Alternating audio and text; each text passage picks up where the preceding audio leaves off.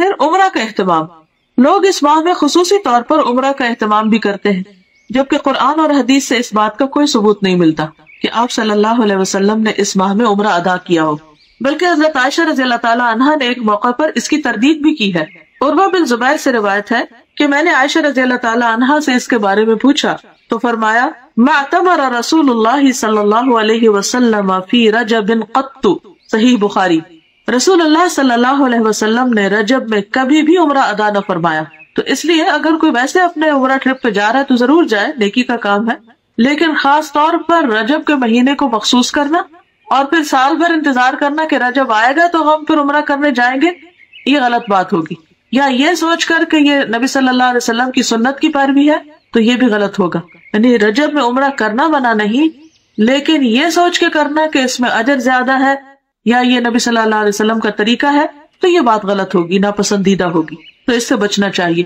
پھر وہ عمرہ نہیں رہے گا، بدعت کا ایک کام ہو جائے گا جس پر انسان کی پوچھ ہو سکتی، کیونکہ حدیث میں صاف طور پر آتا ہے نا کہ کل محدثۃ بدعہ، ہر نئی ایجاد کی ہوئی چیز بدعت ہوتی، وکل بدعۃ ضلالہ، اور ہر بدعت گمراہی ہے، وکل ضلالۃ فی النار، اور ہر گمراہی آگ کی طرف لے جاتی.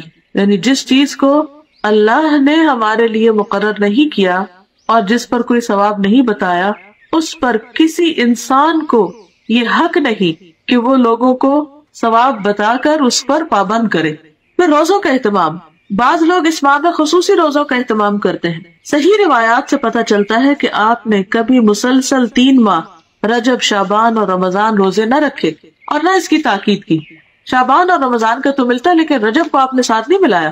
بعض لوگ 27 رجب کا روزہ رکھتے ہیں اور اس روزے کو عام دنوں کے روزوں سے افضل سمجھتے ہیں، یعنی خاص طور پر 27 تاریخ کے روزے کا اہتمام، یہ بھی درست نہیں. متعدد احادیث سے نبی کریم صلی اللہ علیہ وسلم کا مخصوص دنوں یا تاریخوں میں نفلی روزوں کا اہتمام کرنا ثابت ہے. یعنی ایسا نہیں کہ کوئی دن اور مقرر نہیں، اور دن ہے مقرر، لیکن وہ آپ صلی اللہ علیہ وسلم نے خود کیے ہیں. آپ کے بعد کسی اور کو اجازت نہیں کہ وہ لوگوں کے لیے دن مخصوص کر دے کہ اس دن لازمی روزہ رکھنا ہوگا اور اس کا ثواب زیادہ ہوگا.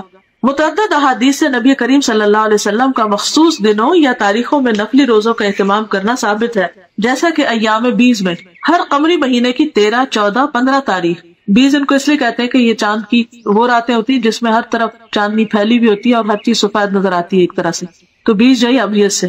یا ہر سوموار اور جمعرات کو، یہ بھی مسنون ہے کیونکہ آپ نے اس کا اہتمام کیا. ذوالحجہ کے ابتدائی عشرے میں پہلے 10 دن یعنی 9، 10 محرم کو ابتدائی عشرے میں، یعنی اس کا مطلب نہیں کہ 10 تاریخ تک، 10ویں تاریخ کو تو عید ہوتی ہے، یہ 9 تاریخ تک مراد ہے. 9، 10 محرم کو یا پھر کثرت سے ماہ شعبان میں. ان تمام کے بارے میں صحیح اور مستند احادیث ملتی ہیں، لیکن 27 رجب کے روزے کے بارے میں کوئی روایت نہیں ہے. لہٰذا اگر کوئی خصوصی طور پر اس دن کا روزہ رکھتا ہو تو اس کا روزہ تو ہو سکتا ہے، مگر یہ عمل مسنون نہیں ہوگا بلکہ بدعت شمار ہوگا. قرآن کریم میں ارشاد ربانی ہے، یا ایھا الذین آمنوا لا تقدموا بین یدی اللہ ورسولہ، الحجرات آیت 1. اے لوگوں جو ایمان لائے ہو، اللہ اور اس کے رسول سے آگے نہ بڑھو. عمر رضی اللہ عنہ اس ماہ میں نہ صرف یہ کہ روزہ رکھنے سے منع کیا کرتے تھے، بلکہ لوگوں کے ہاتھوں پر ہاتھ مار کر مجبور کرتے کہ وہ روزہ توڑ دیں، کیونکہ ماہ رجب کی تعظیم اور اس میں روزہ رکھنا دور جاہلیت کی رسم تھی. یہ مصنف ابن ابی شیبہ کی روایت ہے.